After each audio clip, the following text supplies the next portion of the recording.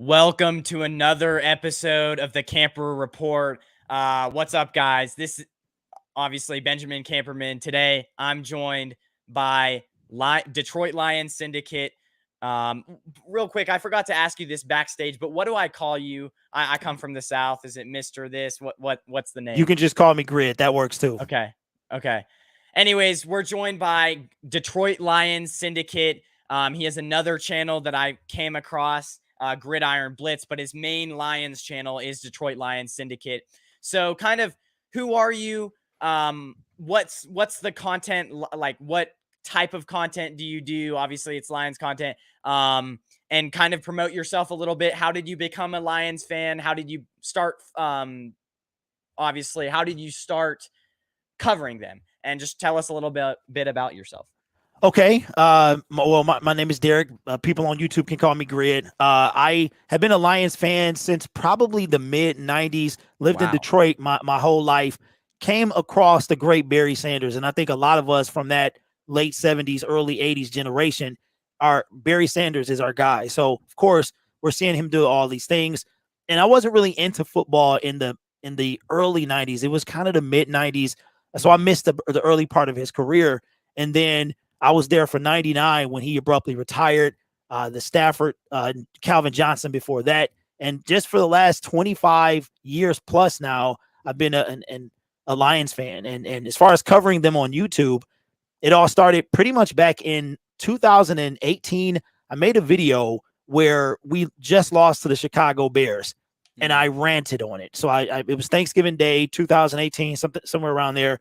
I make this video because we had Matt Patricia at the time, and I think we had Matt Patricia. So I wind up uploading that video, and then I went to Best Buy, did some Black Friday shopping, made myself feel better. I come back, and it's got like 4,000 views, and I realized that was the moment that it was time to shift my content. And from that point on, I've been making Lions content, created several different channels, have the Sports Syndicate brand where we cover every team, and now I'm sitting in front of you, man, going into year 5. I'm going into year 2.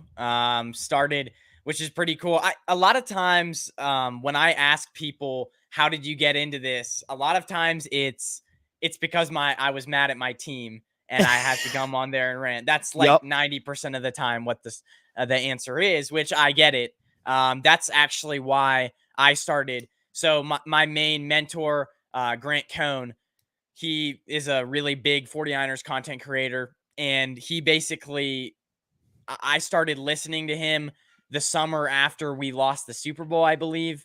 And I started calling into his shows and stuff like that because I was mad, and I was mad at Jimmy Garoppolo. I was mad at our fan base. And so that's kind of how I started getting into all of this as well. So we kind of share a similar story for sure. But yeah, I'm familiar with him. He does great content, so it's really, not a you do? surprise. Okay. Yeah, he pops in my feed. I watch him from time to time, so I'm familiar with him as well. Yeah. He's a cool dude.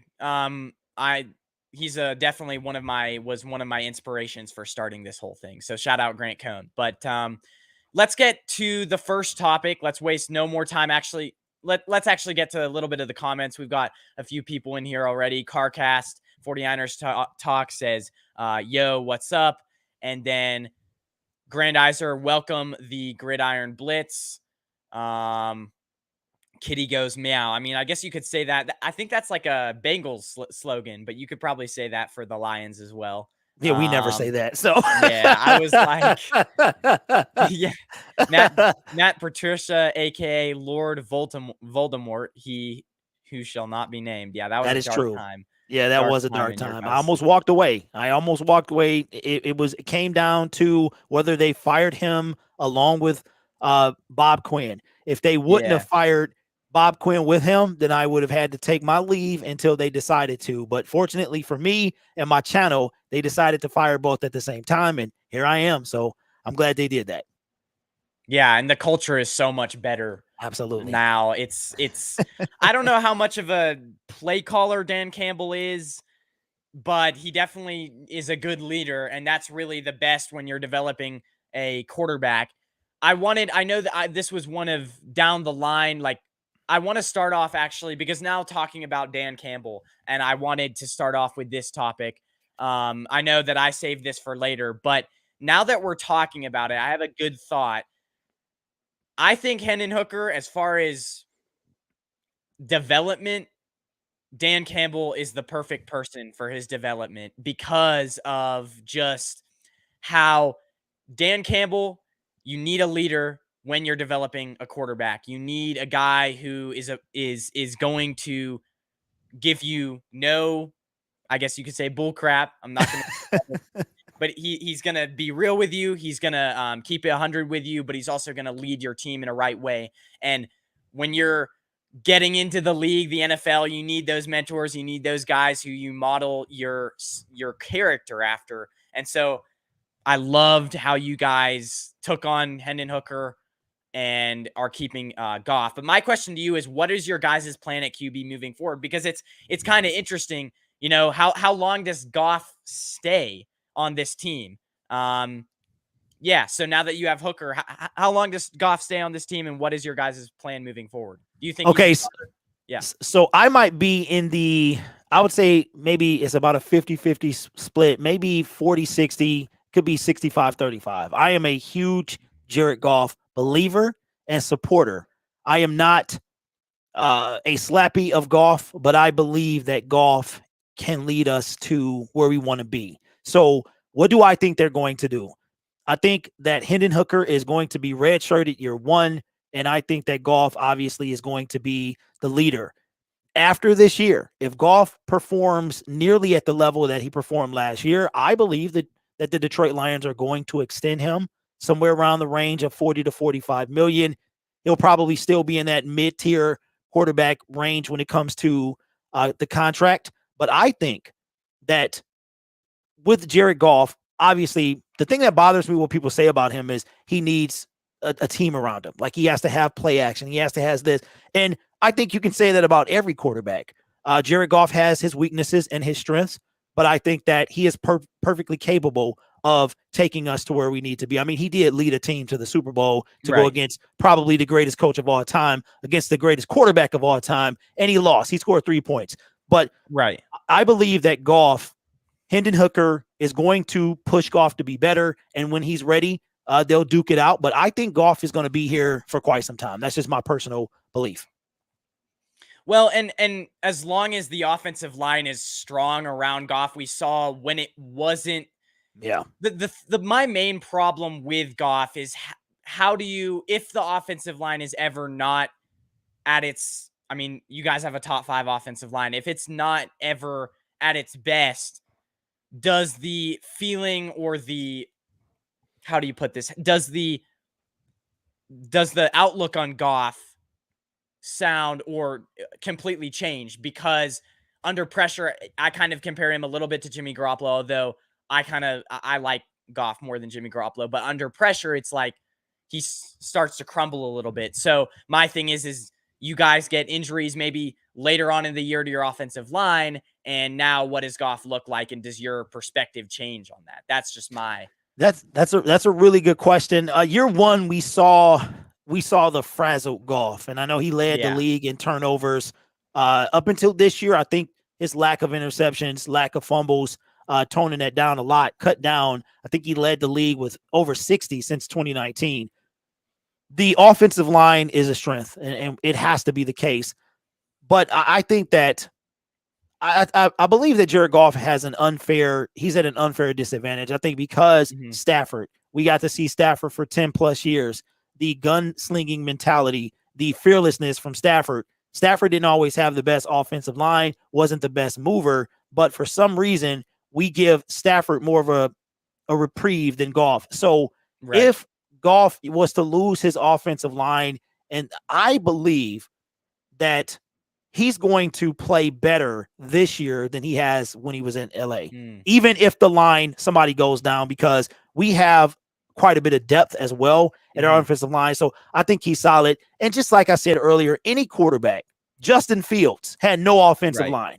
And if you take the ability for him to run away, then what does he look like? You know what I mean? So I feel like that all the things you mentioned are important, but I think that Goff is going to be solid this year in year 3. Yeah, I mean, what's the receiver situation looking like for the Lions? Because I know that you guys definitely didn't improve it as much. Are there any like up and coming young receivers that you guys could have to surround him with weapons? Ooh, that's a really good question. The ones that are on our team, we drafted a guy in the 7th round, Antoine Green out of North Carolina. Obviously, we got to wait a month and a half for Jamison Williams. But last year, we had a top 5 offense. We ended the season the 4th ranked offense, and Right. that's with Jamison Williams having 1 catch. Yeah, that's true. You do get him back. Yeah. Yes. So we have 1 catch, Jamison Williams. Our stud is St. Brown. We did lose DJ Chark, which helps take he took the defense the top off. So we're gonna lose a little bit there, but maybe Antoine, if he makes the team, he can and Marvin Jones.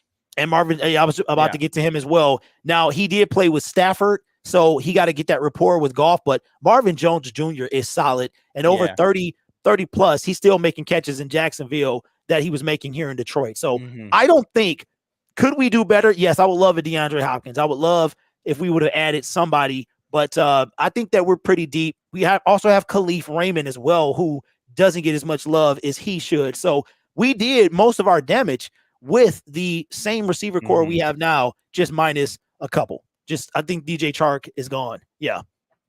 Well, and I think going back to the Hooker and the quarterback talk, I think with Hooker, this guy played at the best level. He played at not close to NFL talent, but he was playing with a bunch of talent. And the thing with me is like, this guy, I've said this over and over again on the channel, was a top 15, top 10 pick before that injury and before his injury the injury to the ACL popped up or whatever.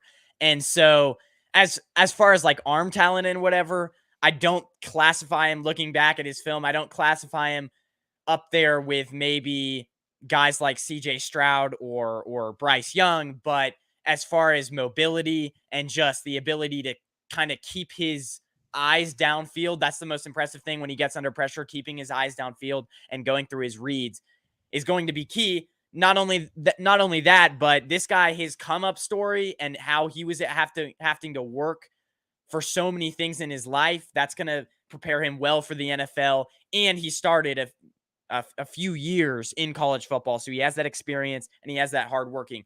To me, this is my number one underdog, my number one story. I'm rooting for this kid because when he got drafted to the Lions, I'm like, go capture the league, because I love this dude coming out of college for sure. So yeah, and you know what? I think that obviously if he wouldn't have got hurt, we wouldn't have had a chance at him. Yeah. Brad Holmes this was the first time he drafted a quarterback, so Hendon is special to him. And if we don't have a quarterback like Goff, then do we get to take a wait and see approach with Hendon as far as letting him heal and things? One thing about the Detroit Lions is they're going to take their time with Hendon. He has already been told, like, listen, you probably won't play. But I will say that Jared Goff, while I have confidence in him, I also have confidence if Hendon has to come in and back him up. Yeah. If Jared Goff regresses, then I think we do have somebody there in that could potentially be that future guy as far as Hendon Hooker. So I'm excited. I was excited when we drafted him, and I can't wait to see him out there. But for now, Goff is my QB, and I'm going to support him until he's not. So, I'm a huge fan of JG, man. I like his story. I think he was done dirty with Stafford and the Rams and how they did it and stuff like that. And I would love to see him. The kickback that he's got in Detroit from even Detroit fans, I would love to see Goff win for our team. Yeah, for sure. Grandizer says, Derek, was there a 2023 NFL draft prospect that you wanted the Lions to draft that you pounded the table for, regardless of which round? Did the Lions draft that player?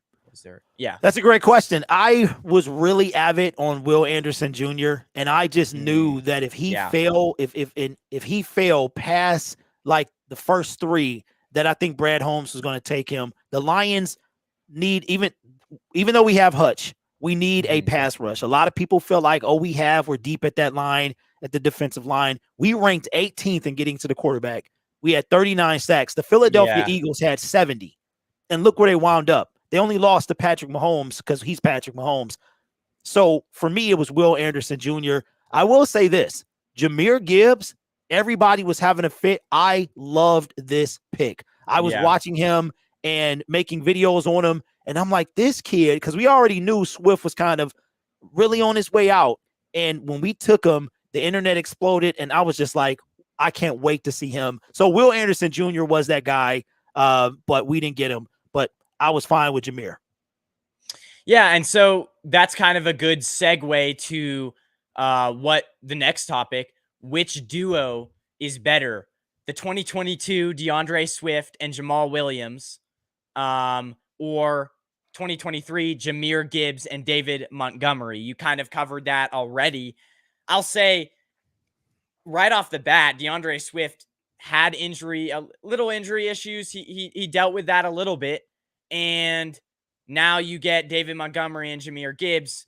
Now, although David Montgomery missed, I think it was last season that he missed quite a bit. So I'd say it, to me, I want to know your thoughts on this a little bit, because it's like, to me, it's like, I think I would pick the Jahmyr Gibbs, David Montgomery, just because Jahmyr Gibbs is younger. He probably has more in the tank. And yeah, we don't know. I don't know. I haven't followed him that much in college, but I'm not sure what his injury history was like. So I'm going to side with you. It was a very heated debate between Detroit Lions fans because of the heart and the energy that Jamal Williams brought to our team. And we are going to miss him. When it comes to DeAndre Swift, DeAndre Swift was drafted during what wound up being Matt Patricia and Bob Quinn's last year. And I just don't think that DeAndre Swift, he is so much there, but every time he taps into it, he gets hurt.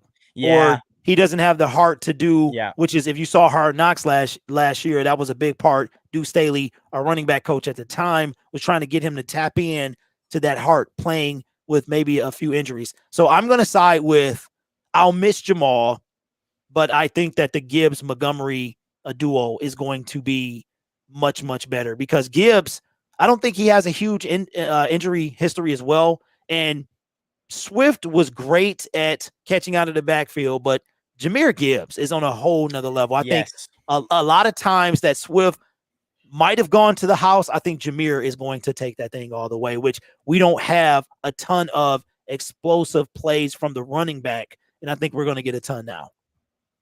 Well, and I mean, you look at Gibbs in college, I mean, to piggyback off of what you were saying, they give him a screen and he takes it 60, 70 yards. Jahmyr Gibbs was the first running back that I saw. It wasn't the guy from Texas. It wasn't, oh my gosh. Bijan.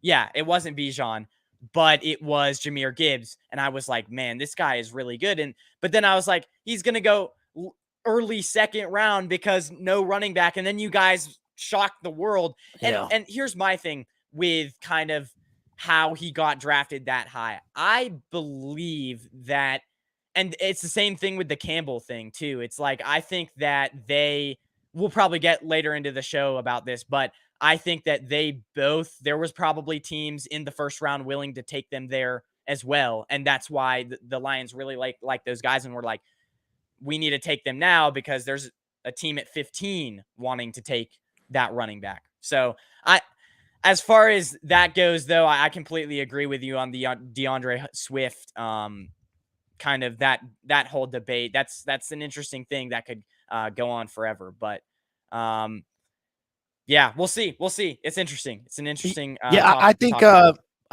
that the thing about David Montgomery was his offensive line, and we talked about that earlier about the lack of offensive line, and we have kind of a lot of expectations out of him this year. We expect that duo to be dynamic and to give us something that we haven't had in a long time, which is 1,000-yard rusher. We would love to have a 1,000-yard rusher, whether it's him or Gibbs. So I think that, and with David's broken tackle, the rate at which he breaks tackles with the offensive line that we have, I think that the Lions I think this duo is going to fare better, because you have the speed and elusiveness of Gibbs, the home run ability. And even though David, to me, isn't the wrecking ball Jamal is, he can, break some tackles, put you on skates. And with an offensive line that we have, I think it's going to be solid. So I'm looking forward to this duo as well. he was in a terrible, I mean, like you said, Yeah. terrible offense. So we'll Yeah. see. We'll see.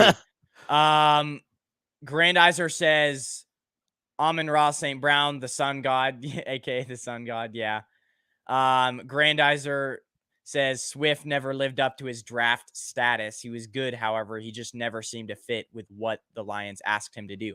And real quick, comparing Jahmyr Gibbs to Bijan Robinson, Jahmyr Gibbs played in a better conference, and the production, I mean, I guess it wasn't as far as like Bijan Robinson, the production wasn't there as much, but it's like Jahmyr Gibbs, that Alabama offense had a lot more weapons that Alabama could go to than. So, I mean, as far as like elusiveness, speed, breaking tackles, I think they're very similar. So if Bijan got drafted at 10, I mean, it's totally justifiable that Gibbs went at 12. Yeah, and the funny thing is we are going to play them as well. We play the Falcons, so that's going to be kind of the first 2 running backs off the board. How that's going to go, I'm sure they're going to be hyping that game up. So I'm looking forward to seeing that one. Derek, you may say, "He who shall not be named." We know who you are referring to. Yeah.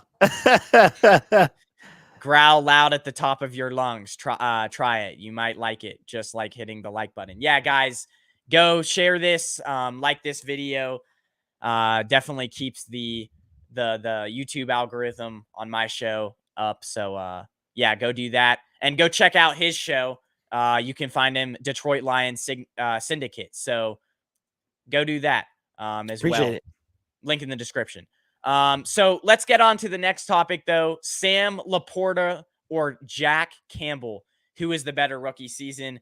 Jack Campbell was the 18th overall pick. Sam LaPorta, if I'm not mistaken, was you guys drafted him 2nd round, correct? Yep. Yeah. 2nd round, which this was a guy that a lot of Niners fans, you probably saw it, but a lot of Niners fans wanted them to get Sam LaPorta if he dropped to us, but we were so far down on the draft. Like we had no picks last year, basically in the earlier rounds. So I knew we were never going to get him, but kind of a guy that I loved coming out, could block Sam LaPorta, and also reminded me of George Kittle, blocking and then gets out in space. And once he gets out of space, it's really hard to stop him because he's such a hard runner. And then I want to know your thoughts a little bit more on Jack Campbell, because this is a guy who, when they drafted him, you know, there's so many prospects in the NFL draft that you just don't cover. I had covered probably 100, but I didn't really get much into him. And he wasn't supposed to go in the 1st round. So kind of what is Jack Campbell? What's his game? And then Sam LaPorta, obviously linebacker, Jack Campbell. I'll edit that. But yeah. So what's your thoughts on this? Okay, so I'll do Sam LaPorta first. I think that Sam LaPorta I had a guy who, so I have a guy who knows a guy, and he was telling me, who's inside the organization, and he was telling me that Dan Campbell really likes Sam LaPorta. So when we took him, I wasn't surprised as well at all. Then we hear the stuff from minicamp, from training camp. No, training camp is coming up, but OTAs, how this guy is dominating early on. So who will make the biggest impact? I think it's going to be LaPorta. I really do, because of how he's going to fit in this offense. Better blocker than TJ Hutchinson. And I think that he's going to make the bigger difference. But when it comes to Jack Campbell, and the thing that bothered me of the entire draft is, I don't think very few experts were happy with our draft. We reached for this guy, we reached for that guy, and stuff like that. And Jack Campbell, I'm not in love with his lateral speed, but the dude is a tackler. He's a dog. He's a football player, and that's what our team is built on. Football players. Dan Campbell says it all the time. We want football players. So I think that Jack Campbell is going to have a significant impact, because our defense was ranked 29th. We were so bad that we had to rely on the Seattle Seahawks losing for us to get into the playoffs, because we never made them punt one time when we played them. So I think he's going to make a difference, but who has the bigger rookie impact between the two? I think it's going to be Sam LaPorta. Well, and kind of, you mentioned it. I think you mentioned it. I mean, TJ Hawkinson, that replacement is going to be key. And he was your top weapon out there. And so, and I think Jared Goff, I mean, if you look back at the days with the Rams, I mean, Tyler Higbee and the other guy, Gerald Everett, were top targets. I mean, they were the number one guys basically in the passing game for, it wasn't even really Cooper Kupp. Well, it was Cooper Kupp, but those tight ends were kind of that staple of that Rams offense. And I think you could see now with the new addition of the running backs, with the new addition of the tight ends, them getting to more of that like West Coast style offense. You know, we're going to do a play action. Well, we're going to do a bootleg and we're going to dump it off to the tight ends using, like, basically, I think you're going to see out of the Lions this year a running back, tight end, heavily featured offense. And I think this was a great pick for that. I mean, it's going to fit their scheme tremendously. And not only that, it's like, we're talking about the extra protection for Jared Goff and how, you know, he needs that protection to get his throws out and be comfortable. Sam LaPorta is that guy. Sam LaPorta is that guy. He's a dog and he's a tough guy. And we're talking about, you know, what's his name? Head coach. My brain is blanking right now. Dan Campbell? What?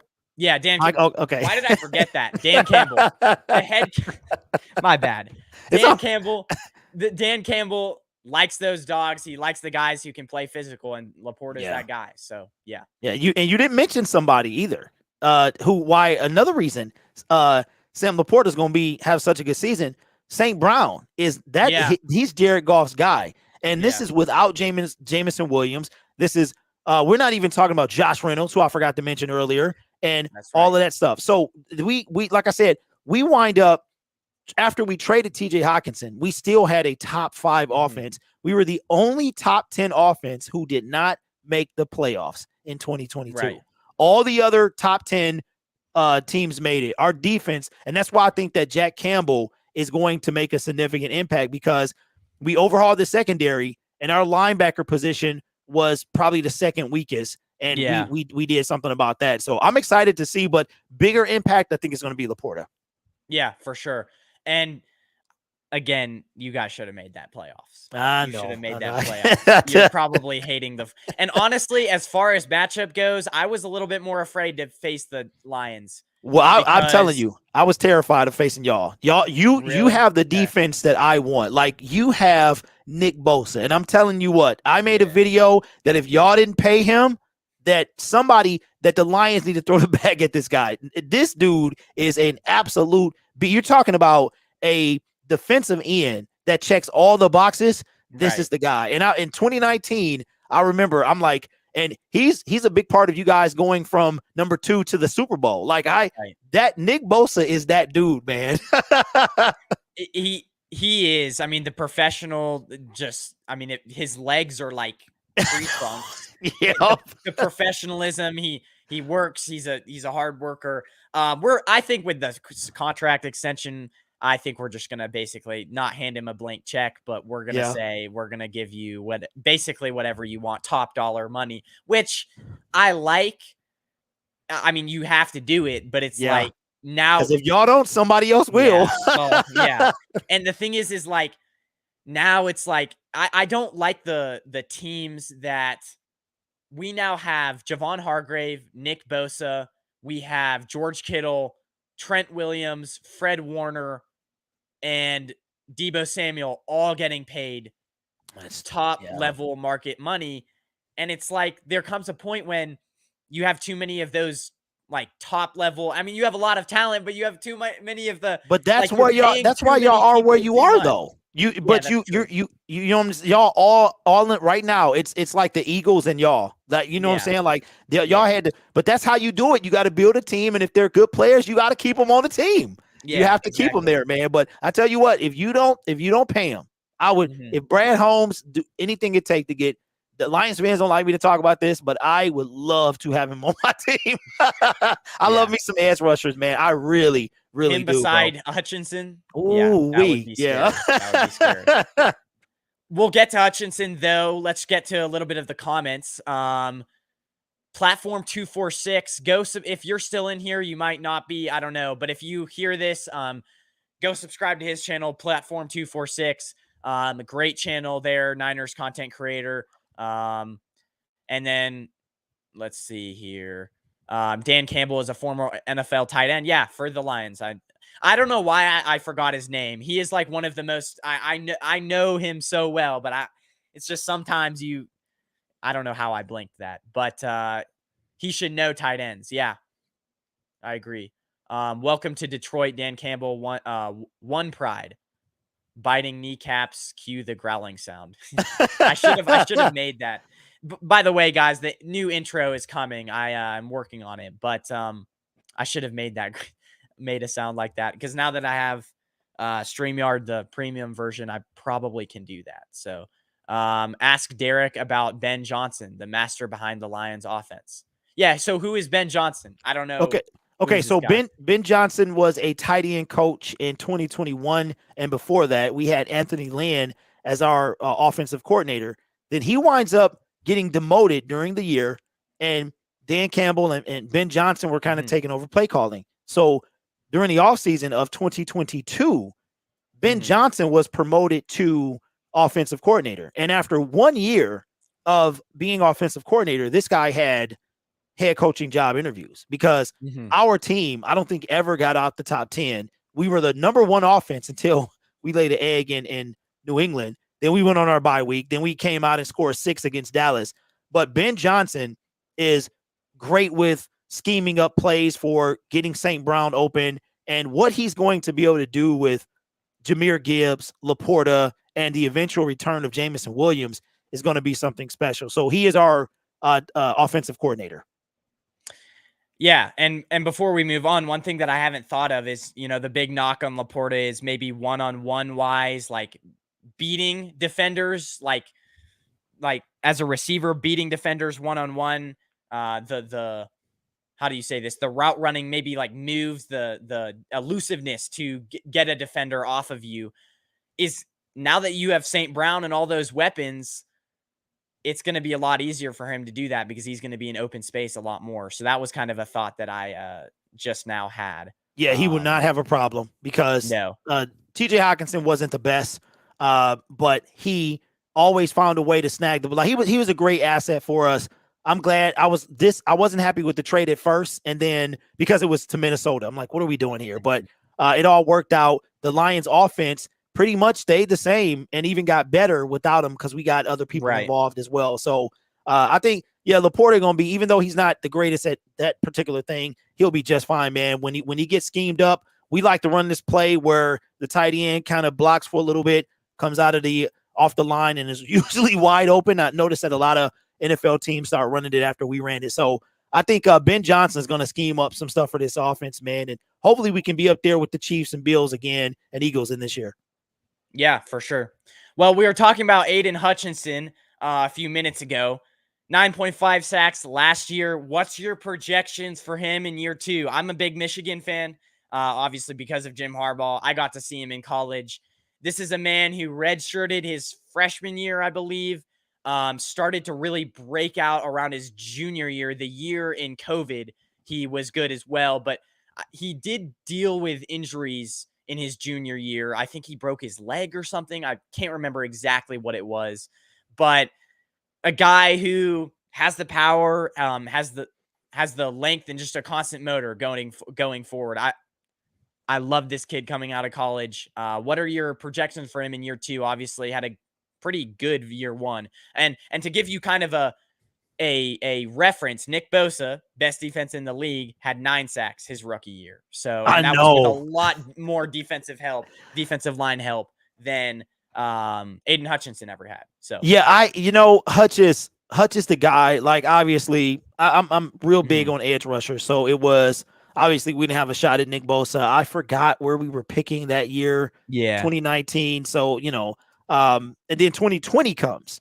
And we had the 3rd overall pick, and I was very big on Chase Young, but we took Jeff Okudah. So the time comes around where we take Penei Sewell at number 7, and this year, or last year, we had a chance to take Aidan Hutchinson at number 2, and it was Kayvon Thibodeau, blah, blah, blah, Trayvon Walker. I'm like, if Aidan Hutchinson is there at number 2, he fits everything about our team. There's no way the Lions are going to pass. We take him. He's a dog for 2022. I think that Hutch is going to have a better season than he had year one. He's put on muscle. He's got the chip on the shoulder of being denied rookie of the year, which to me, defensive rookie of the year was a sham, 100%. I know people love Sauce Gardner, but come on, man. The dude had more picks than Sauce did, and he's not even a corner, but okay. All right. Yeah. So the 9.5 sacks, the 3 interceptions, and the muscle that he's put on, and we got to watch this dude a full offseason having the 1 year under his belt. I think that he's going to be up there because I want to say early on, the 2 most blocked double-team defensive ends in the league was Nick Bosa 1 and Aidan Hutchinson 2. So Hutch is going to be up there, man. If he can get on Bosa level, I would love that, but I think he's going to have double-digit sacks for sure. Oh, yeah. And you look at what's his name right now? You guys got his name is John. Is it John Kaminsky? Yes. Yep. John Kaminsky.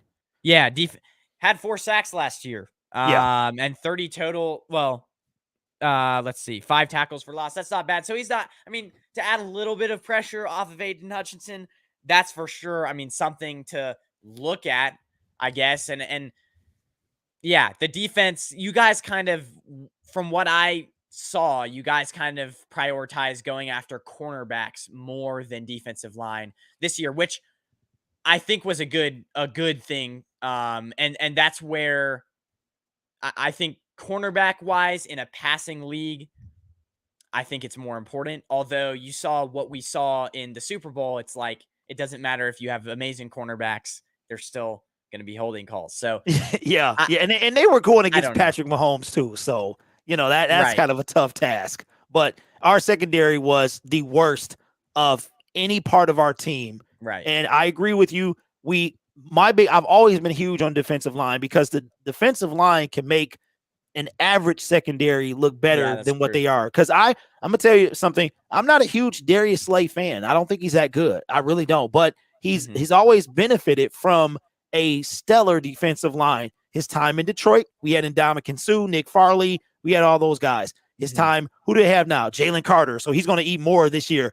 Jordan Davis. They got those guys up front. So I would have. They have the guy who had like 17 sacks last year. His name is escaping me. They had Hargrave. They had the best defensive line in the league and in history, technically. Yeah. So go ahead. Sorry. It got them 70 sacks, but I'm a huge believer that if your defensive line is stout, is above average, then you can have an average secondary.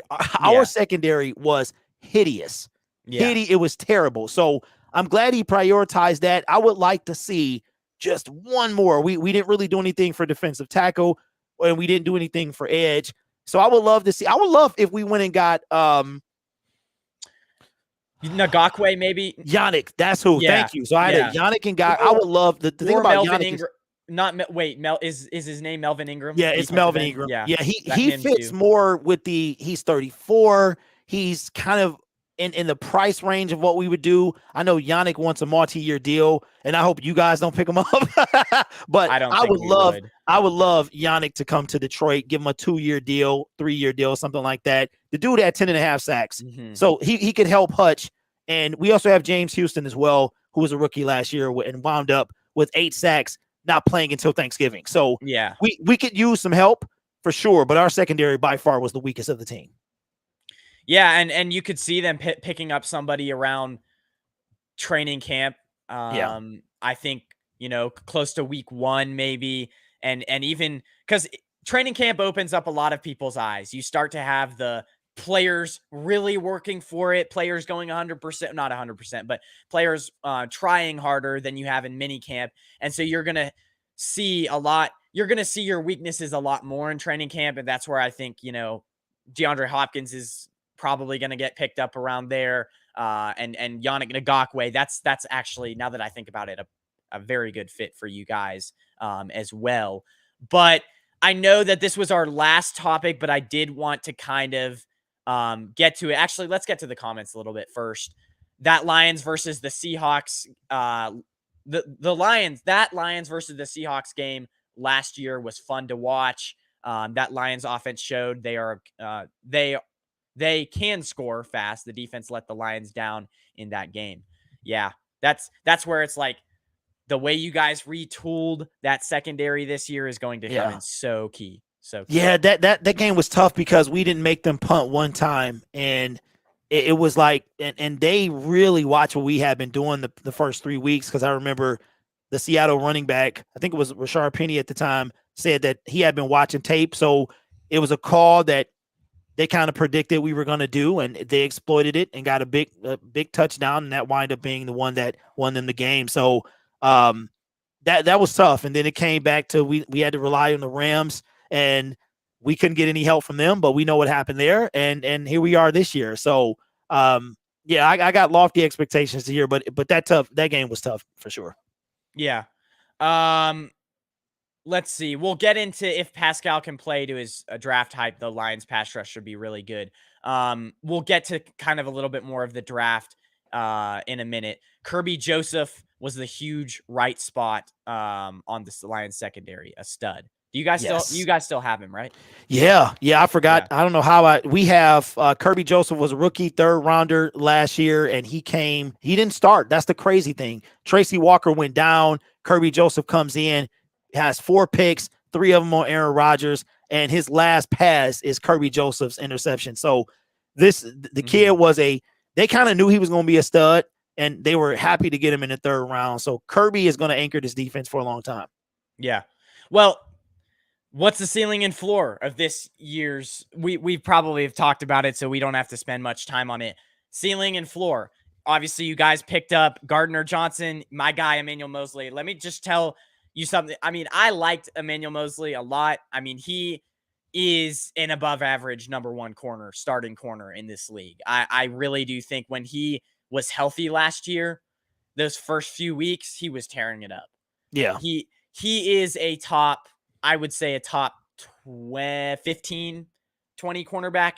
I mean, he is really, really developed. And considering where he came from, I think he was either a 5th round pick or an undrafted free agent. And the 49ers really coached him up. So you remember what game he got hurt in? Carolina Panthers. That was the game where we lost a lot of people because of the stupid turf. And he basically tore his ACL. I believe it was contact, though, because I think he hit another, I think it was Carolina Panthers, another guy's knee or something like that, and it tore his ACL. But anyways, so Emmanuel Moseley, the only thing you guys have to get past with him is he's dealt with injuries in the past and quite a few 49ers players. I don't know what the curse is on our team, but we have that every year. We just have to build up depth. So, but obviously Gardner Johnson, you guys, who's to me was a key part of that Eagles secondary last year. I think he was the number 1 guy ahead of Slay, ahead of Bradbury. He was really that dog on the defense that they relied on a little bit. So love that pickup as well. Those were the 2 main guys. Well, and I'm going to tell you, go ahead. When I knew you guys were in trouble during the championship game was when Josh Johnson had to come in. He spent some time on our team, and I said, uh-oh, this is over, because he's terrible. So you're right, man. I didn't even realize that the quarterback. All the quarterbacks wind up getting taken out via injury. That's crazy. Wow. Yeah. Well, so Cameron Sutton, you guys also signed 3 years, $33 million. Yep. So, Cam Sutton, CJ GJ. Yeah. Emmanuel Moseley. We drafted Brian Branch. Tracy Walker will be back. I forgot about that. Yeah. Tracy Walker will be back. Kirby Joseph. So the strength of our team is that secondary. It went from, and that's why Brad Holmes, attacked it. The first signing we made was Cam. Then we pick up Moseley. Then it's like he's calling the Eagles dropped the ball on Gardner Johnson. We took him. Brian Branch slides out of the first round. He's sitting there in the green room. We take him. Kirby's still there. We overhauled our secondary. I want to say Kirby Joseph, survivor, Chase Lucas, who was a 7th round pick in 2022, and Tracy Walker, Kirby. I think those were the only 3 survivors, and everybody else got either cut or not re-signed. Oh, Jerry Jacobs as well. We have him, so I can't forget about him. He's a great backup guy that can come in and start if he needs to. Well, and the Brian Branch, you brought him up. The thing is like, now that I'm thinking about it, do you guys play a little bit more zone in that defense? Because Brian Branch, that was the big knock on him. 4.5 speed. I think that's what it was. A little bit slower. Kind of a downhill player, which, hey, Talanoa Funga, safety on, he's a lot like that too, you know? Oh, yeah. This is how I think this is why I think I'm scared of, because you have Gardner Johnson, who's a hard hitter, who's fast going downhill, and then you guys have Brian Branch coming out of Alabama, who's also that similar. And so you're going to bring those guys off of the line. This is how you're going to use him. You're going to bring him off of the line, blitzing, blitz packages, and the speed, the closeout speed that he's going to have coming off of, and really just how Brian Branch, if he has that timing down in his head, as soon as the ball snaps, you're off of the line. Like we saw it with Talanoa Funga a little bit last year, is he had so good timing that as soon as the ball snapped, he was already at the quarterback, because he just is that fast. He doesn't necessarily have speed, but he has that, like, you know, mind and that quickness to. So I think that's how you guys are going to use Brian Branch as well. And man, that is, I forgot. Yeah, he's another one with a chip on his shoulder, you know, sliding, sitting in the green room, which sucks. And now it's the next day, and now he sat in there for a little while. Then we took him. So we get those type of guys, man, with something to prove. Our whole team is basically guys from CJ Gardner-Johnson to, I mean, and that's why it's good that we have a stable person like Cam Sutton, not a vocal leader so much, but a guy that can just kind of keep everything under control. Because we're going to have, man, a rookie, second-year player, a veteran in Tracy Walker, a veteran in Jerry Jeudy. So we got some vets, but we also going to sprinkle in some rookies. And the crazy thing is, we don't expect Brian to start. So that's how crazy our secondary has been overhauled. A second-round pick who probably won't start. Right. That is true. And but here's the thing. This is why I think you guys say with the zone, is because Emmanuel Moseley did play quite a bit of zone last year. And so I think we played more man-to-man last year, but really? we could change it up this year as well. But I think whatever Aaron Glenn is going to do, he got the right players for us. So if we switch to more zone, maybe that'll help, because our guys were getting toasted last year. It was crazy. Yeah. But yeah, as far as ceiling, I mean, you're talking him up. I'm going to say ceiling, you guys become a top 5 to 10 defense. We'll see about the defensive line. So to answer that. Wow. Wait, overall defense. You think so? Top 5. So we were ranked overall at the end of last year. 5, that's true. 29. We ended the season 29. We did have a great 10 games, but we were so bad in the first 7. We were so bad. It was historically bad. Like, we were trending historical points here. And then we fired our secondary coach, and everything turned. So I'm going to say, the ceiling is, I don't know what the ceiling is. If the Lions can come up to if they're in the second, third of the league, we're talking about between, if they can be 18, I'll be ecstatic. But if they're up to like 20, give me that. We were 32 for most of the year. So you don't think if Hutchinson is, I believe the work ethic and the work that he's going to put in, he's going to become a top 5 to 10 defensive end. You don't think that, including, you've got one of the best or the best nickel corner. You've got in my opinion, top 15 cornerback. Go back and look at Emmanuel Moseley when he was at his best.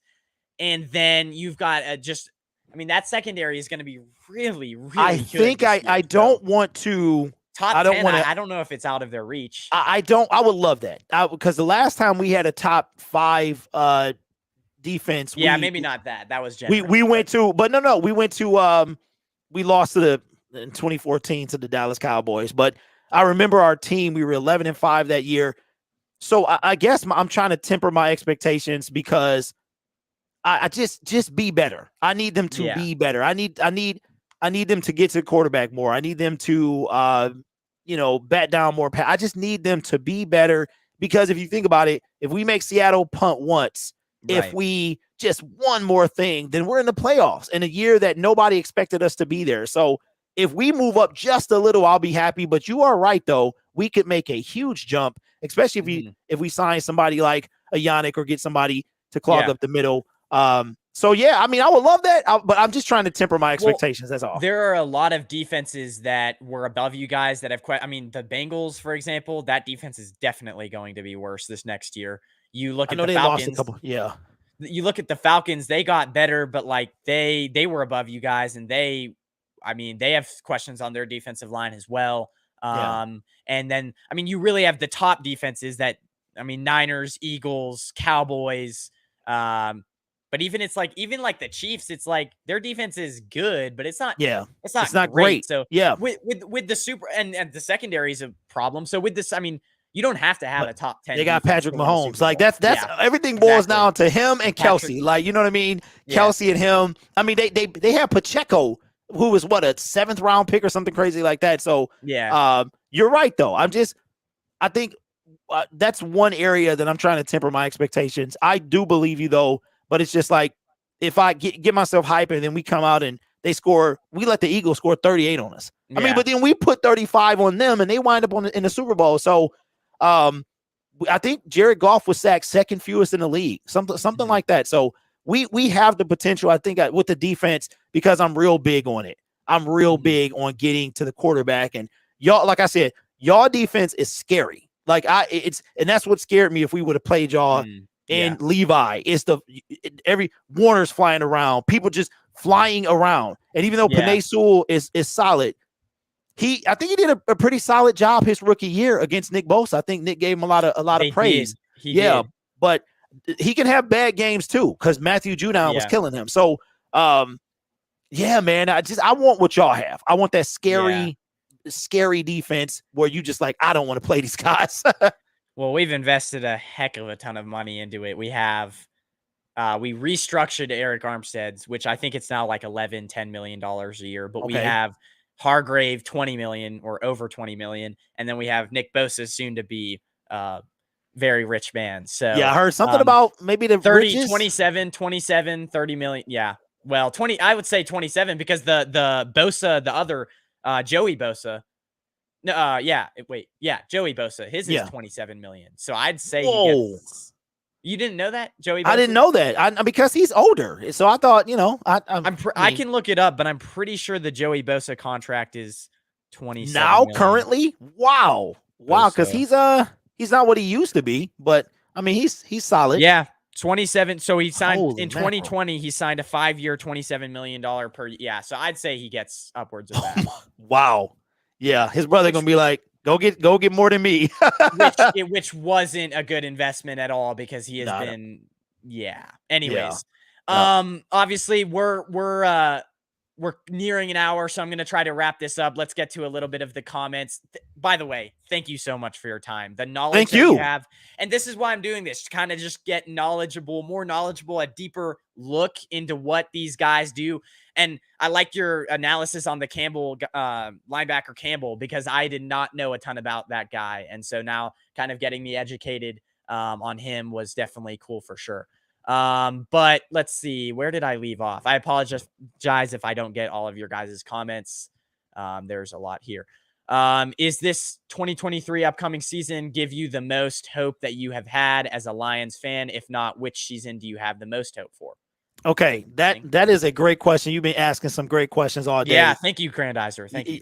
Yes, I am. Lions fans, we got a small fan base. We have not had a lot historically to be excited for. And I can tell you that this is the most excited our team has been. Just for example, our YouTube channel, when Matt Patricia was fired, had 19,000 subscribers.